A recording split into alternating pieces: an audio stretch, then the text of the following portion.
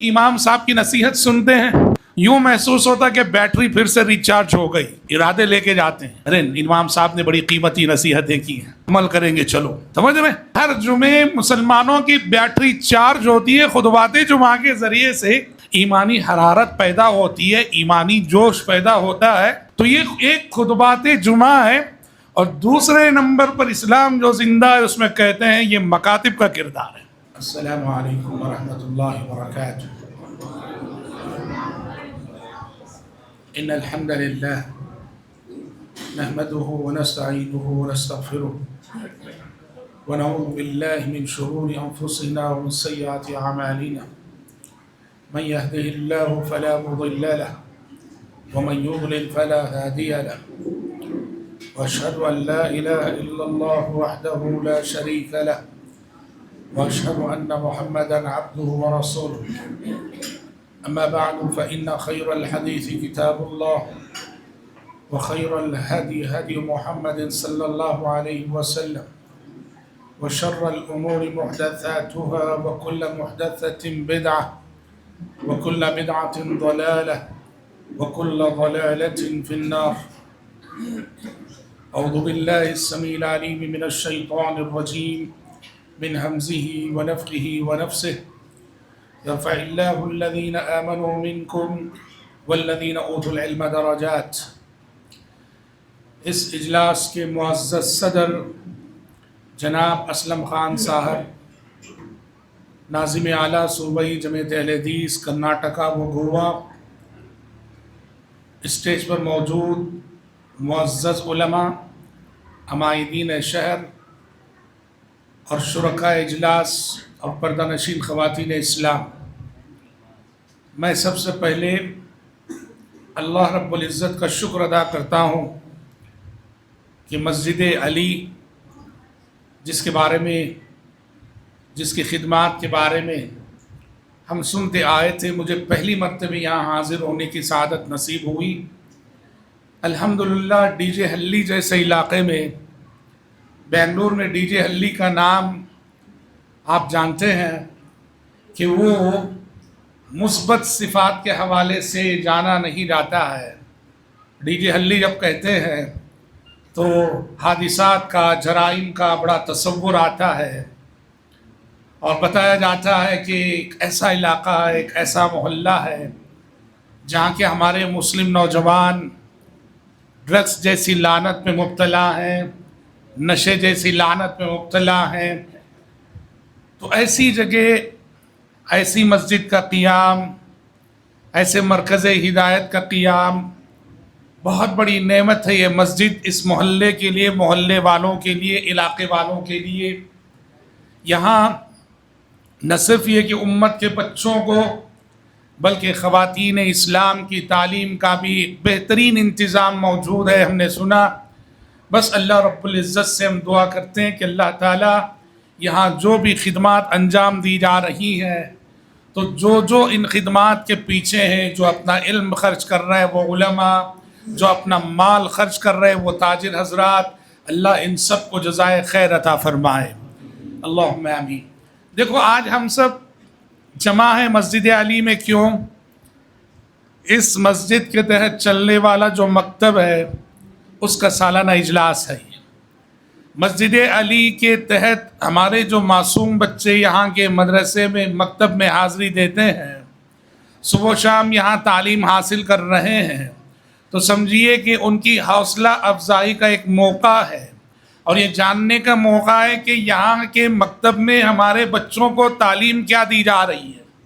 میں آپ کو بتاؤں بھائیوں اور بہنوں کہ اس طرح مساجد میں جو صبح و شام مکتب چلتے ہیں نا، ان کو معمولی مت سمجھو۔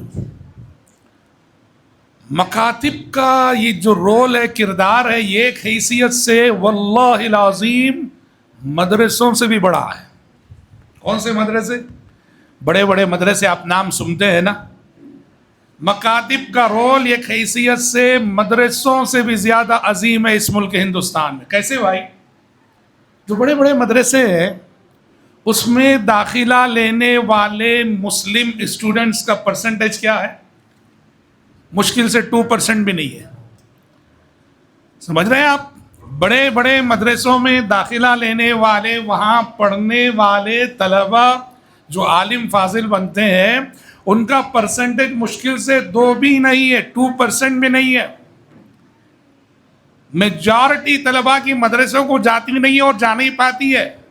مگر مکتب، اللہ اکبر، کشمیر سے کنیا کماری تک تمام مساجد میں جو مکتب کا جال بچھا ہوا ہے، ہماری نئی نسلیں اس مکتب سے ضرور گزرتی ہیں. اکثر بچے مکتب کی تعلیم ضرور حاصل کرتے ہیں. بہت کم بچے ایسے ہیں جو مسلمانوں کے جو مکاتب کو نہیں جاتے. اس لیے مکاتب بہت ضروری ہے. آپ کی مسجد جھونپڑی کی ہو کوئی بات نہیں، مکتب قائم کرنا مسجد میں، سمجھ رہے ہیں؟ مسجد جھونپڑی کی ہو نو کوئی مسئلہ نہیں، مکتب اتنا ضروری ہے. ایک جائزہ ہے جو بتاتا ہے کہ ہندوستان جیسے ممالک میں جہاں مسلمان اقلیت اور مائنارٹی کی حیثیت سے جی رہے نا، یہاں اسلام جو زندہ ہے اس میں کہتے ہیں کافی جائزے کے بعد 2 چیزوں کا بنیادی کردار ہے. اس میں سب سے پہلے نمبر پہ آتے ہیں خطبات جمعہ. خطبات جمعہ کا جو سسٹم ہے، جو نظام ہے، جو اسلام نے قائم کر رکھا ہے، اللہ اکبر. ہاں، جو بے نمازی ہے جمعہ کو تو آ ہی جاتا ہے. بہت کم ایسے لوگ ہوں گے جو جمعہ نہیں پڑھتے ہوں گے. جو ہفتہ بھر نہیں آتا مسجد کو، جمعہ کو تو ضرور آ جاتا ہے. تو جمعہ ایک ایسی عبادت ہے کہ جمعہ ہی کے سبب لوگ دین سے جڑے رہتے ہیں، دین کو جانتے ہیں، دین کو سیکھتے ہیں، اور دین سے ان کا رشتہ برقرار رہتا ہے. لوگ مسجدوں میں حاضری دیتے ہیں، جمعہ میں امام صاحب کی نصیحت سنتے ہیں، یوں محسوس ہوتا کہ بیٹری پھر سے ریچارج ہو گئی. ارادے لے کے جاتے ہیں، ارے امام صاحب نے بڑی قیمتی نصیحتیں کی ہیں، عمل کریں گے چلو. سمجھ رہے؟ ہر جمعے مسلمانوں کی بیٹری چارج ہوتی ہے. خطبات جمعہ کے ذریعے سے ایمانی حرارت پیدا ہوتی ہے، ایمانی جوش پیدا ہوتا ہے. تو یہ ایک خطبات جمعہ ہے. اور دوسرے نمبر پر اسلام جو زندہ ہے اس میں کہتے ہیں یہ مکاتب کا کردار ہے. صبح و شام یہ ہمارے معصوم بچے ان مکتبوں میں جو پڑھتے ہیں، صرف ناظرہ قرآن نہیں پڑھتے، ناظرہ قرآن تو سیکھتے ہی ہیں، ناظرہ قرآن کے ساتھ ساتھ جو بنیادی باتیں دین کی، توحید کسے کہتے ہیں، شرک کسے کہتے ہیں، وضو کیسے کیا جاتا ہے، نماز کیسے پڑھی جاتی ہے، یہ چھوٹی چھوٹی باتیں جو ہمارے بچوں کو سکھائی جاتی ہے نا، یہ باتیں ان کی زندگی میں بڑا کردار ادا کرتی ہیں. تو وہ جائزہ بتاتا ہے کہ اسلام زندہ ہے. سب سے اللہ کے فضل کے بعد خطبات جمعہ اور دوسرے یہ مکاتب ہیں. اور جیسے میں نے کہا یہ مکاتب کا رول مدرسوں سے زیادہ اہم کس حیثیت سے ہے؟ مدرسوں میں جانے والے طلباء کا پرسنٹیج 2 ہے، اور مکتب میں جو مکاتب مسجدوں میں چلتے ہیں اس میں مسلم طلباء کی میجورٹی پڑھتی ہے ان مکاتب میں. اس حیثیت سے مکتب کو اہمیت دیجیے. اللہ ان ذمہ داران کو، ان علماء کو سب کو جزائے خیر دے ہوئے جو مکاتب کو اہتمام سے چلاتے ہیں اور چلا رہے ہیں. اچھا، ان مکاتب کا ایک دوسرا بڑا فائدہ کیا ہوتا ہے جانتے ہیں؟ ان مکاتب کا ایک دوسرا بڑا فائدہ یہ ہوتا ہے، چھوٹے بچے مسجد کو آتے ہیں، صبح آتے ہیں، شام آتے ہیں، اسکول کی تعلیم حاصل کرنے کی بعد بہرحال آتے ہیں. یہ مسجد آنے جانے سے، مکتب کو جو بچے آتے جاتے ہیں نا، اس سے ہمارے بچوں کا رشتہ مسجدوں سے جڑ جاتا ہے. ہمارے بچوں کا تعلق مسجد سے گہرا ہو جاتا ہے. اور آپ کو میں بتا دوں، کتاب و سنت میں خاص کر احادیث میں اس بات کی تلقین کی گئی ہے کہ بچوں کو بچپن سے ہی مسجد سے جوڑنا چاہیے، بچپن سے ہی مسجد سے جوڑنا چاہیے. اس لیے حدیثوں میں کیا کیا کہا گیا ہے؟ پیارے نبی صلی اللہ علیہ وسلم نماز پڑھا رہے ہوتے، لیڈیز کے حصے سے کسی بچے کے رونے کی آواز آتی، آپ وہ بچے کے رونے کی آواز سن کر نماز شارٹ کر دیتے، مختصر کر دیتے کہ کہیں اس کی ماں کا دل جو ہے بے چین نہ ہو جائے. نماز مختصر کرتے بچے کے رونے کی وجہ سے. کبھی یہ اعلان نہیں کیا کہ بچوں کو لانا مت, کبھی نہیں کیا. صحابیات کہتے ہیں اللہ اکبر, ہم چھوٹے چھوٹے بچوں سے روزے رکھوایا کرتی تھی اور روزے کی حالت میں ان کو مسجد نبوی کو لے جایا کرتی تھی, اور بچے جب بھوک سے رونے لگتے تھے کھلونے دے کے ان کا دل بہلایا کرتی تھی. تو شریعت کہتی ہے بچوں کو آنے دو. مسجد کی طرف اٹھنے والا قدم یعنی دین کی طرف اٹھنے والا قدم. مسجد کو آنے کا مطلب وہ دین کی طرف آ رہا ہے, توحید کی طرف آ رہا ہے, نماز کی طرف آ رہا ہے, عقیدے کی طرف آ رہا ہے, اخلاق کی طرف آ رہا ہے. اس لیے ہاں بچے بچے ہیں جی, شرارتیں کرتے ہیں, نصیحت کرنا چاہیے, سمجھانا چاہیے. سب سے پہلی ذمہ داری ماں باپ کی. جو ماں باپ لے کے آتے ہیں نا بچوں کو, انہیں چاہیے بار بار سمجھائیں. شرارتیں ہوتی ہیں, سمجھانا چاہیے, برداشت کرنا چاہیے, مگر کبھی بچے نہ آئے یہ بورڈ مسجد میں لگنا نہیں چاہیے, اعلان نہیں ہونا چاہیے. پیارے نبی صلی اللہ علیہ وسلم کے زمانے میں آپ اندازہ کیجئے بچوں کو کس قدر آپ نے اہمیت دی ہے مسجد میں. نماز کی حالت میں کیا حکم ہے؟ نماز کی حالت میں حکم ہے قوموا للہ قانتین. نماز میں جب کھڑے ہونا ادب سے کھڑنا ہے, خاموش کھڑنا ہے, خواہ مخواہ کی حرکتیں نہیں کرنا ہے, بالکل اٹینشن کھڑے ہونا ہے. لیکن آپ صلی اللہ علیہ وسلم کیا کرتے تھے جانتے ہیں؟ مسجد نبوی میں کبھی کبھار ایسا ہوتا ہے کہ آپ نماز پڑھا رہے ہیں تو اپنی نواسی, آپ صلی اللہ علیہ وسلم کی بیٹی تھی حضرت زینب رضی اللہ عنہ, زینب کی بیٹی تھی امامہ, یعنی پیارے نبی کی نواسی, ان کا نام تھا امامہ. پیارے نبی محراب میں کھڑے ہو کے نماز پڑھا رہے ہیں اور اپنی نواسی امامہ کو کہاں بٹھائے؟ یہاں بٹھائے ہوئے ایک کندھے پر. اسی حالت میں آپ نے پوری جماعت کھڑی ہے صحابہ کی, آپ امام ہیں اور امامہ کو یہاں بٹھائے ہوئے ہیں. اللہ اکبر. رکوع اور سجدے پہ جانا ہے, اپنی نواسی امامہ کو اٹھا کے بٹھاتے اور رکوع جب میں جاتے سجدے کرتے, سجدے سے پھر جب قیام ہوتا پھر اٹھا کے بٹھا لیتے یہاں کندھے پر اپنی نواسی امامہ کو. سبحان اللہ. ایک مرتبہ تو کیا ہو گیا جانتے ہیں؟ ایک مرتبہ تو یہ ہوا اور ایسا ہوا, پیارے نبی نماز پڑھا رہے تھے, سجدے میں گئے آپ صلی اللہ علیہ وسلم کا سجدہ ذرا لمبا ہو گیا, ذرا نہیں زیادہ ہی لمبا ہو گیا. ایک صحابی کہتے ہیں کہ سجدے سے اٹھ ہی نہیں رہے پیارے نبی, اور زندگی میں کوئی بھی اتنا لمبا سجدہ تو آپ نے کیا نہیں. کہتے ہیں وہ سجدہ اتنا لمبا ہوا, اتنا لمبا, اب پوری جماعت ہے بھائی پیچھے, پوری جماعت سجدے میں ہے, سب انتظار کر رہے ہیں کہ پیارے نبی سجدے سے کب اٹھیں گے. تو کیا فرماتے ہیں, جب پیارے نبی اٹھ ہی نہیں رہے تھے سجدے سے, میرے دل میں ایک خیال آیا, وسوسہ آیا, لگتا ہے سجدے کی حالت میں پیارے نبی کی روح قبض ہو چکی ہے. اللہ اللہ. سوچیے کتنا لمبا ہوا ہوگا سجدہ. کہتے ہیں جب یہ خیال اور وسوسہ آنے لگا کہ سجدے کی حالت میں کہیں پیارے نبی کی روح تو قبض نہیں ہو گئی, تو مجھ سے صبر نہیں ہوا, مجھ سے رہا نہیں گیا, مجھ سے برداشت نہیں ہوا, میں خود سجدے سے اٹھ گیا. اٹھ کے دیکھا تو کیا دیکھ رہا ہوں, پیارے نبی کی پیٹھ پہ آپ کے نواسے حضرت حسن بن علی بیٹھ گئے ہیں. آپ یہ حسن بن علی آپ کے نواسے, بچے بچے ہوتے ہیں, پیارے نبی کی پیٹھ پہ بیٹھ گئے ہیں, سوار ہو گئے. اب پیارے نبی اس بچے کا اتنا لحاظ کر رہے ہیں, نواسے کا, آپ انتظار کر رہے ہیں کہ یہ میرا بچہ خود سے اترے میرے پیٹھ سے, تب میں سجدے سے سر اٹھاؤں گا. اللہ اکبر. سمجھ رہے ہیں آپ؟ ایک معنی میں اگر بولے نا, پورے نمازیوں کی نماز میں ڈسٹرب ہو رہا ہے, ڈسٹرب ہوا, لیکن برداشت کیا پیارے نے. کیوں؟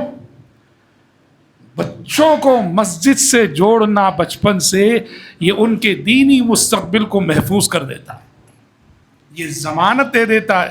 اس میں اس بات کی گارنٹی ہوتی ہے کہ یہ بچے مسجد سے جڑیں گے تو دین سے جڑ جائیں گے, نمازی بنیں گے. سمجھ رہے ہیں؟ یہ مکاتب کا پہلا فائدہ علمی اعتبار سے علم ملتا ہے. اور دوسرا فائدہ عملی اعتبار سے، عملی اعتبار سے وہ دین سے جڑتے ہیں، کتاب و سنت سے جڑتے ہیں، اور دینی مزاج بنتا ہے اور دینی ذہن ان کا بنتا ہے۔ یہ بہت بڑا فائدہ ہے مکاتب کا، الحمدللہ۔ بھائیوں اور بہنوں، ہم سب ابھی عصر بعد سے مغرب تک بچوں کا مظاہرہ ہوا ہے، بچوں نے کیا کچھ پڑھا، کیا کچھ سیکھا، اس کا مظاہرہ کیا۔ ہم بھی تاخیر سے پہنچے، لیکن عام طور پر مکاتب کی تعلیم جو ہوتی ہے ہم جانتے ہیں، سنتے ہیں۔ ماشاءاللہ یہ ہمارے معصوم سے بچے، چھوٹے چھوٹے بچے کتنے جذبے سے، کتنی محنت سے، کتنے شوق سے یہ سب چیزیں یاد کرتے ہیں اور اسٹیج پہ آ کے سناتے ہیں۔ اور اس طرح کے جلسے کیوں رکھے جاتے ہیں؟ ان بچوں کی حوصلہ افزائی کے لیے۔ اور یہ گھڑی، یہ لمحہ جب بچے اسٹیج پہ آ کے مظاہرہ کرتے ہیں، اسٹیج پہ آ کے یاد کی بھی صورت پڑھتے ہیں، اسٹیج پہ آ کے یاد کی بھی تقریر کرتے ہیں، نہ صرف ان بچوں کے لیے بلکہ ان کے پیرنٹس، ان کے ماں باپ کے لیے بھی بہت خوشی کا لمحہ ہوتا ہے۔ سمجھ رہے ہیں؟ حدیثوں میں آتا ہے، ایک مرتبہ پیارے نبی صلی اللہ علیہ وسلم صحابہ کے ساتھ بیٹھے تھے۔ آپ نے ایک سوال کیا، پیارے نبی نے صحابہ سے سوال کیا، کہا کہ ایک سوال ہے، کون اس کا جواب دے؟ کہا سوال کیا ہے؟ آپ نے کہا ایک درخت ہے، اس کی مثال مسلمان جیسی ہے۔ وہ درخت اور مسلمان دونوں برابر، دونوں ایکول۔ کون سا درخت ہے بتاؤ؟ صحابہ کہتے ہیں ہم بیٹھے تھے مسجد نبوی میں، ہمارا خیال پورا جنگل کو چلا گیا۔ ہم سوچنے لگے کہ یہ آخر جنگل کا کون سا درخت ہوگا جس کی مثال مسلمان جیسی ہے۔ کہتے ہیں پیارے نبی کے اس سوال کا آنسر کوئی نہیں دے سکا،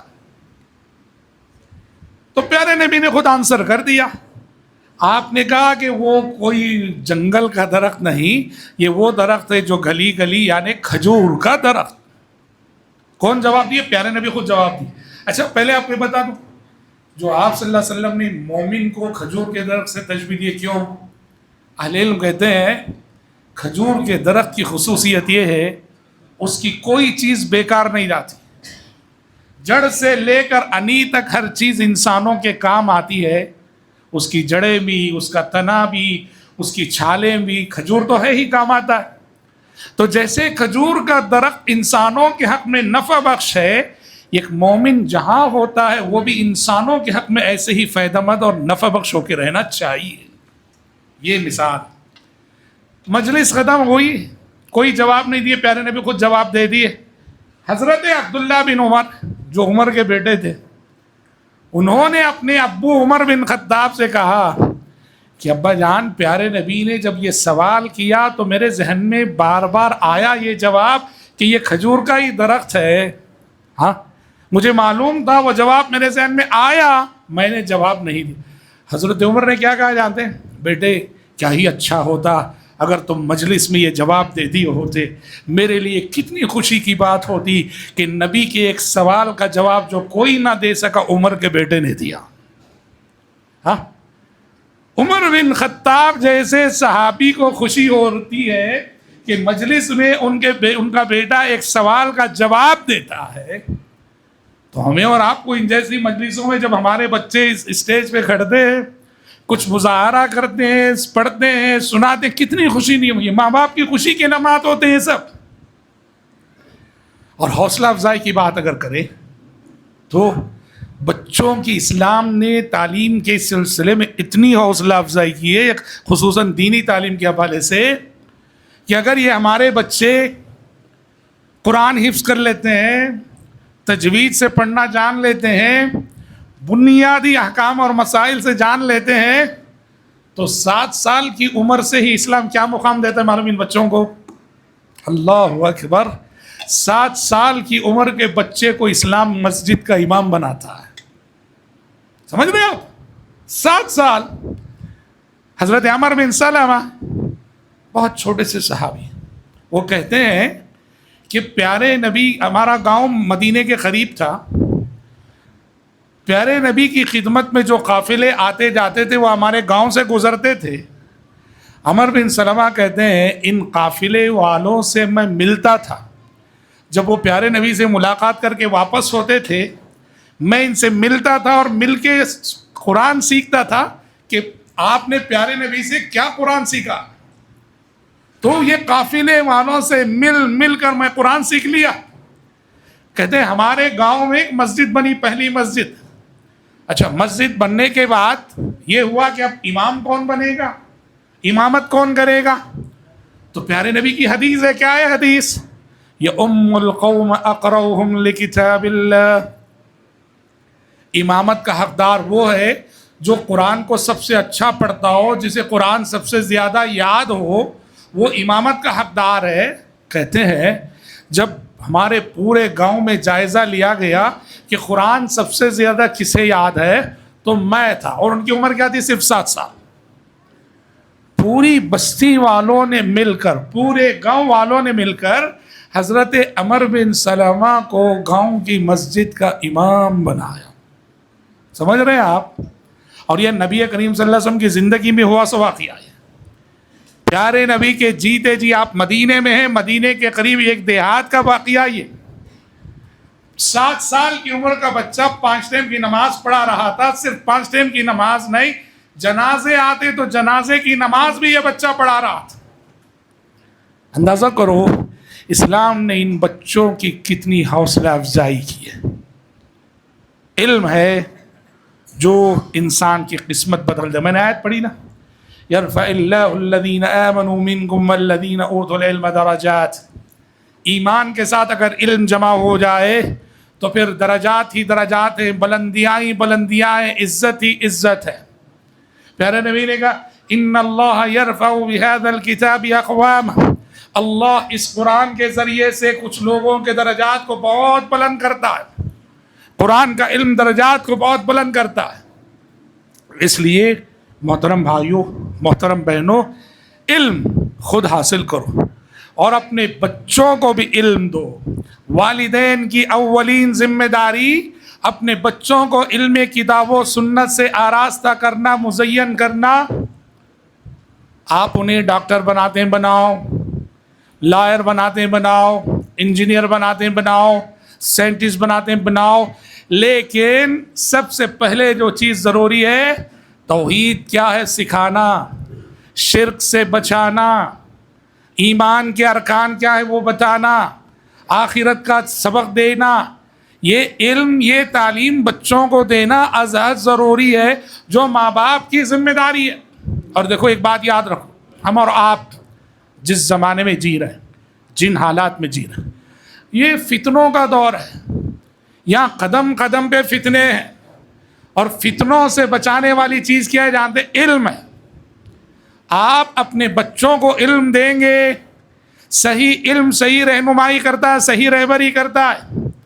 اگر آپ علم نہیں دیں گے نا، پتہ نہیں کب ہمارا ایمان ہم سے لٹ جائے. سوشل میڈیا پہ ایسے ویسے بولنے والے، انجینئر علی مرزا، وہ محمد شیخ، فلاں فلاں، افسوس ہوتا ہے ان کو سننے والے لوگوں کی تعداد لاکھوں میں ہے. کون ہے ان کو سن کر ان کے فالوور بننے والے؟ بے علم لوگ، جن کے پاس شریعت کا کچھ علم نہیں ہے. علم حاصل کرو، پڑھو، سیکھو. قرآن حدیث کیا کہتے ہیں؟ جانو. جانو گے تو ہی پہچانو گے، جانو گے تو ہی پہچانو گے.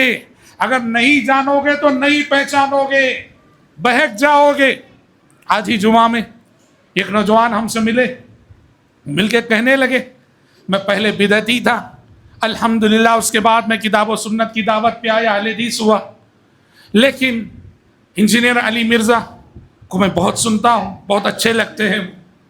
آپ کیا کہیں گے؟ دیکھ رہے ہیں آپ، اچھے نوجوان تھے بیچارے. بات میں نے سمجھایا ان کو، بات سمجھ میں آئی ان کی.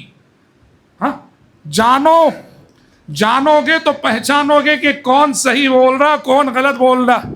اور اگر نہیں جانو گے نا، علم حاصل نہیں کرو گے نا، تو پھر اس کی قیمت یوں چکاؤ گے کہ کسی غلط قسم کے یہ جو مفکرین ہیں، دانشوران ہیں، فلاں ہیں، ان کے حربے میں آ کے قدم کبھی بھی راستے سے بہک سکتا ہے.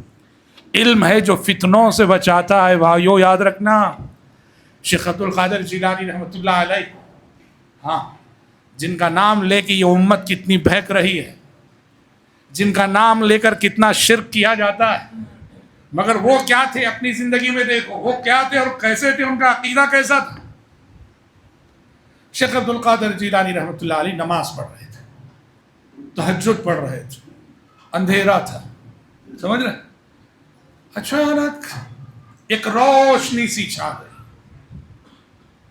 پورا اندھیرا تھا ماحول، اچانک روشنی سی چھا گئی، نور سا چھا گیا، اور نور چھا جانے کے بعد پیچھے سے آواز آئی، غیبی آواز، اے عبد القادر، میں نے تیرے سارے گناہ معاف کر دیے، میں تجھ سے راضی ہو گیا، میں نے تیرے سارے گناہ معاف کر دیے، اب تجھے عبادت کرنے کی ضرورت نہیں۔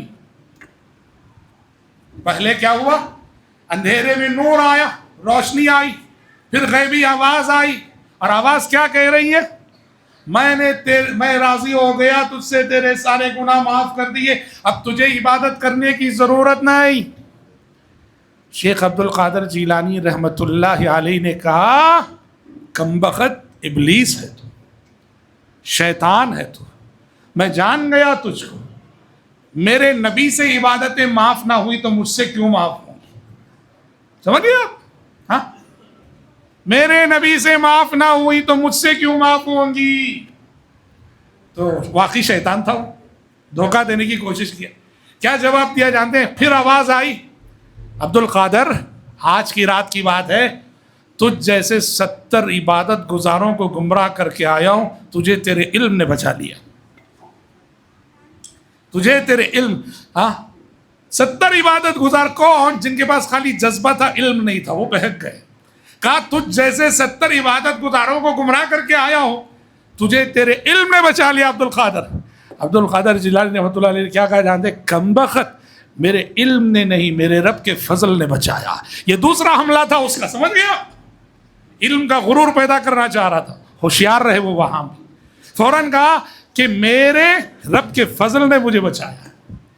یہ اللہ والے ہوتے ہیں، اللہ کے اولیاء ایسے ہوتے ہیں، سمجھ رہے؟ اور ان کا نام لے کے بہکنے والے کیسے بہک رہے؟ تو کہنا یہ ہے بھائیوں بہنوں، کتاب و سنت کا علم وہ چیز ہے جو آپ کو فتنوں سے بچاتا ہے، اور ہم فتنوں کے دور میں جی رہے ہیں۔ آج صبح ایک فتنہ، شام ایک فتنہ، آج ایک فتنہ، کل ایک فتنہ، اتنے فتنے جنم لے رہے، اتنے فتنے اٹھ رہے ہیں۔ ایسے میں بہت ضروری ہے شریعت کا گہرا سے گہرا علم حاصل کرنا، علماء سے جڑنا، علم کی مجلسوں سے جڑنا، سمجھ رہے؟ علم، مجالس علم کی برکت ہوتی ہے، مجالس علم میں اسے حاضری دینا، بیٹھنا، علم کی باتیں سننا، یہ چیز انشاءاللہ تعالی آپ کے لیے، ہمارے لیے اس بات کی ضمانت دے گی کہ ہمارا اور ہماری آنے والی نسلوں کا دین، ایمان، عقیدہ سب محفوظ ہوگا۔ میں اپنی گفتگو کو زیادہ لمبی نہ کرتے ہوئے انہی چند نکات پر سمیٹتا ہوں، اور اللہ رب العزت سے دعا کرتا ہوں کہ اللہ تبارک و تعالی مسجد علی کے اس مکتب میں جتنے ہمارے معصوم بچے بچیاں پڑھ رہی ہیں، اللہ تعالیٰ انہیں علم نافع کی دولت سے مالا مال فرمائے، ان کے اساتذہ کو جزائے خیر دے وے، ان کے منتظمین اور ذمہ داران کو اللہ تعالیٰ جزائے خیر دے وے۔ اللہم آمین، وصلی اللہ وسلم علی خیر خلقہ محمد وآلہ وصحبہ اجمعین، والسلام علیکم ورحمۃ اللہ وبرکاتہ۔